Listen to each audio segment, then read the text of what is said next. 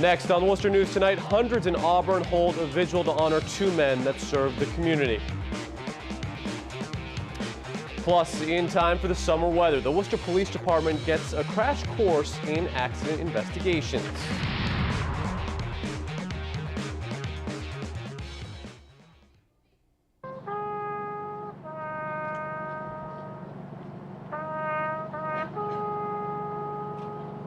A community comes together Wednesday night to honor two men that served the town of Auburn. Good evening. Thanks for joining us. I'm Tim McCone. Former Fire Chief Roger Belhume passed away over the weekend from cancer, while police officer Ron Tarantino was shot and killed during a traffic stop early Sunday morning. Tonight, hundreds gathered in Auburn to pay their respects to both men. Our Patricia Nicholas was there and has a look at how the community is remembering Officer Tarantino. Good guy. It's just a shame. It's a shame to have that happen to him. An outpouring of support at Auburn officer Ron Tarantino's vigil in Auburn Wednesday evening. Residents say it was important for the Tarantino family to see. They're not alone, that they're loved, and that we're all here for them. Officer Tarantino was killed during a traffic stop on Sunday. He leaves behind a wife and 3 children.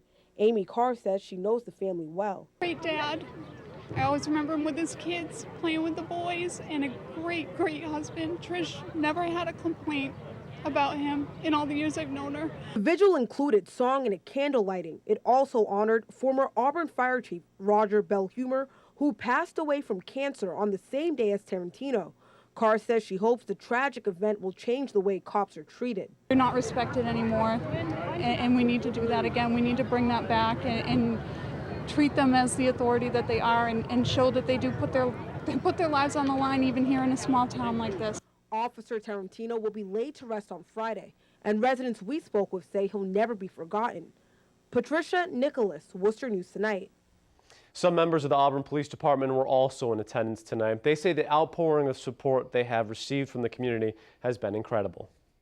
We're absolutely overwhelmed by the response of the community, not only tonight, but since the whole event happened.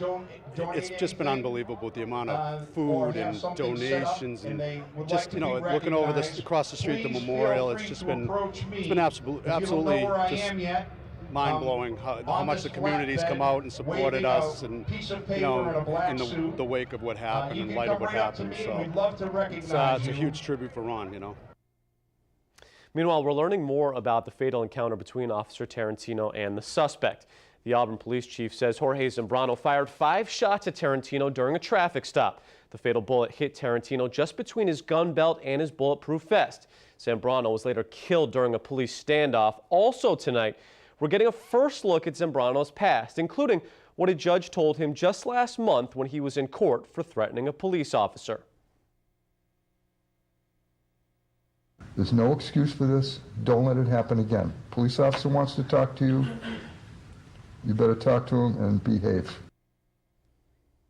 Now, earlier today in Leicester, the town Officer Tarantino resided in held an emergency town meeting. Our Olivia Lemon was there and has more. An emergency town meeting in Leicester Wednesday begins with the Pledge of Allegiance and a moment of silence for fallen Auburn police officer Ronald Tarantino Jr. I move the Board of Selectmen declare Friday, May 27th, 2016, a town-wide day of mourning to remember the life, service, and sacrifice of Officer Ronald Tarantino. Selectmen declaring Friday a day of mourning for Officer Tarantino, who lived in Leicester and worked on the Leicester Police Department for 7 years before transferring to Auburn. Leicester superintendent says the high school will be dismissed at 10 Friday morning, so faculty and students are able to attend Officer Tarantino's funeral. 2 of his children are students at the school. With 2 children at the high school, it has more of an effect. There are students that are greatly affected as well that are good friends. A memorial outside of the Auburn Police Department continues to grow. Flowers, food, and other items have been dropped off at the department throughout the week. I'm just here to support the officers, bringing some food, Coney Island hot dogs, which they enjoy. They had the big smile on their face when they saw the box. Everybody loves their police officers, and anybody that, you know, takes advantage of that situation, you know, should not really roam the streets. As the community is mourning, more details are being released on the death of Officer Tarantino. Auburn Police Chief Andrew Slucas says Jorge Zambrano shot at Tarantino 5 times. Tarantino did not return fire. Slucas says one bullet struck Officer Tarantino's body armor and another hit his lower back. The Leicester Board of Selectmen say Friday will serve as a day to remember the sacrifice Officer Tarantino made for his community.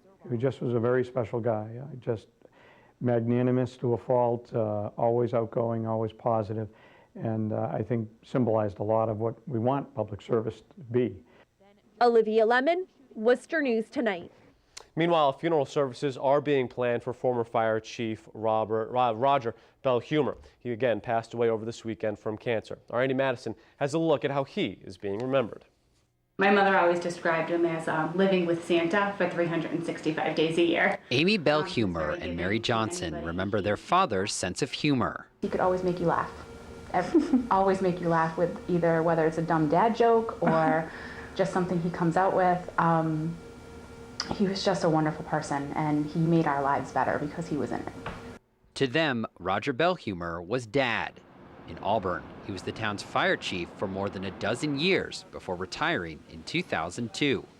Last weekend, he passed away after a 16-year battle with lymphoma. He was very giving to anybody he came across, anybody who walked his path. You know, he would smile and say hello. He came across many people during his time as fire chief. Belhumer was the town's first full-time firefighter and helped form the state's Fire Prevention Association. Even in retirement, Belhumer was very involved in the community, serving as the town's emergency management director. Fire prevention was his passion. He was certainly an innovator, and Auburn is a safer community because of some of the initiatives and legislation that Chief Belhumer put in place. Belhumer passed away the same day Auburn police lost one of their own. Those we spoke with say the bond between the police and fire departments in Auburn is a close one, and one being felt this week while both deal with tragedy. We feel so horrible for the Tarantino family and can't even imagine what they're going through, and to just have it all happen at once for this town. Our loss is their loss, and vice versa. You know, we're all hurting this week, and you know, our hearts are and thoughts and prayers are certainly going out to them as well. Andy Madison, Worcester News Tonight. A man and his grandson are at UMass Memorial Medical Center after their car crashed into a pool in Barre. Our Jennifer Zarate spoke with the Barre police chief and has the latest. Police in Barre are investigating a car crash. When officers arrived, they found a car submerged in a swimming pool. It happened at 39 North Brookfield Road Wednesday afternoon.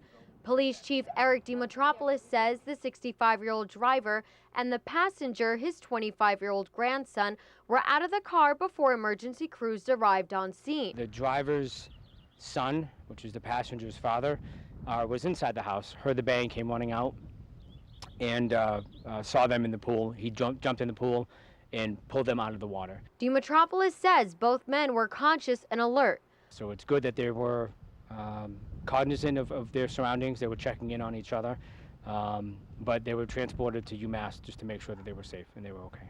Police are still unsure what caused this accident. DiMitropoulos says the two men were more concerned about the other's well-being. So we want to rule out mechanical failure or operator failure, so we have to conduct the investigation. I do know that when the vehicle was lifted and dropped over here, the shifter was still in drive. So the car was basically parked right here and then went forward. It may have struck part of the house on the passenger side of the car because there was some minor paint exchange. I don't know if that was from a prior accident. There was some damage to the structure. According to Chief DiMitropoulos, the grandfather and his grandson remain hospitalized at UMass Medical Center. He also stated that the details of the accident remain under investigation. In Barre, Jennifer Zarate, Worcester News Tonight. The Worcester Police Department receives unique training at the Central Mass Safety Council. The Traffic Safety Training Center from South Carolina traveled to West Boylston for a live demonstration of a motorcycle crash. The instructor says with the warm weather, more motorcycles will be on the roads. Our Brittany Schaefer has more. Training is so important as an investigator, and this is one of the top trainings you could get. The Worcester Police Department got special training Wednesday by watching dummy motorcycle crashes. You'd be surprised how many accidents that we actually investigate and how many serious motorcycle accidents there are out on the street. So it gives our investigators the proper tools to handle it. The guys from Worcester brought me in to learn more about how motorcycle collisions occur and how to reconstruct them. Dale Smith teaches police officers all around the nation about motorcycle safety. Smith was a South Carolina state trooper for 15 years and was a part of their fatal collisions unit. I went to the MATE team working collisions, fatal collisions. We kill a lot of people, unfortunately, on our roads in South Carolina, 800 to 1,000 a year. Smith says this training couldn't come at a better time for Worcester Police. This is a great time for these guys to learn these principles because I'm quite sure that the motorcycle collision rate is going to go up in this area with the change in weather and the warmer temperatures. Smith says the crash demonstration reaches speeds of 40 miles per hour and the dummies weighed more than 130 pounds. The Central Mass Safety Council's Rob Massar says this seminar is a once-in-a-lifetime opportunity. The severity, we can talk about all we want in a classroom to our students and our prospective students about what the dangers are for a motorcycle crash, but it's very infrequent that we'll actually see something live. Brittany Schaefer.